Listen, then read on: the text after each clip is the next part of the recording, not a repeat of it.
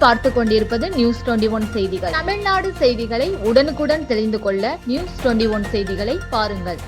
வடமதுரை அருகே பல வருடங்களாக மனஸ்தாபம் காரணமாக நிறுத்தி வைக்கப்பட்டிருந்த திருவிழா வடமதுரை காவல் ஆய்வாளர் முனைவர் கண்ணன் தலைமையில் மீண்டும் சிறு வழிபாடு செய்து காவல்துறையினருக்கு பாராட்டுகளை தெரிவித்தனர்.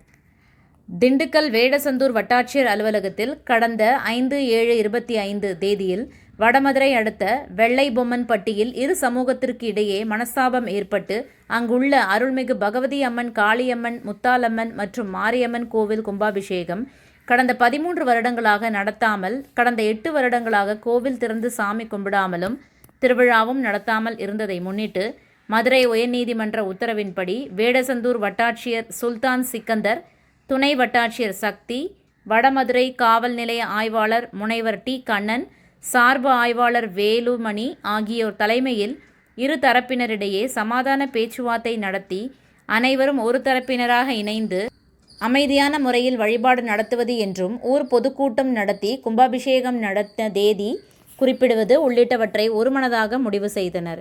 பல வருடங்களாக சாமி கும்பிடாமல் இழுபறியாக இருந்து வந்த நிலையில் தற்போது சமூகமான முடிவு பெற்று வேடசந்தூர் வருவாய் வட்டாட்சியர் சுல்தான் சிக்கந்தர் மற்றும் வடமதுரை காவல் ஆய்வாளர் முனைவர் கண்ணன் அவர்கள் தலைமையில் பேச்சுவார்த்தை மூலம் மீண்டும் சிறு வழிபாடு மற்றும் கும்பாபிஷேகம் தேதி முடிவு செய்யப்பட்டு அதன்படி இன்று 8/7/25 சமாதான முறையிலிருந்து ஆதிதிராவிட சமூகத்தை சேர்ந்த சுமார் 200 பேர்கள் வெள்ளைபொம்மன்பட்டியில் உள்ள அருள்மிகு ஸ்ரீ காளியம்மன், மாரியம்மன், பகவதி அம்மன் மற்றும் முத்தாலம்மன் கோவிலுக்குள் சென்று சிறப்பான வழிபாடு 8 வருடங்களுக்கு பிறகு வருவாய்த்துறை மற்றும் காவல்துறை உதவியுடன் வழிபாடு நடத்தினர்.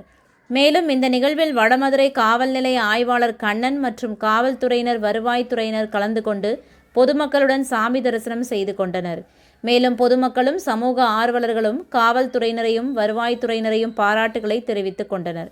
நியூஸ் 21 நேஷனல் செய்திகளுக்காக திண்டுக்கல் மாவட்ட செய்தியாளர் பாலமுருகன்.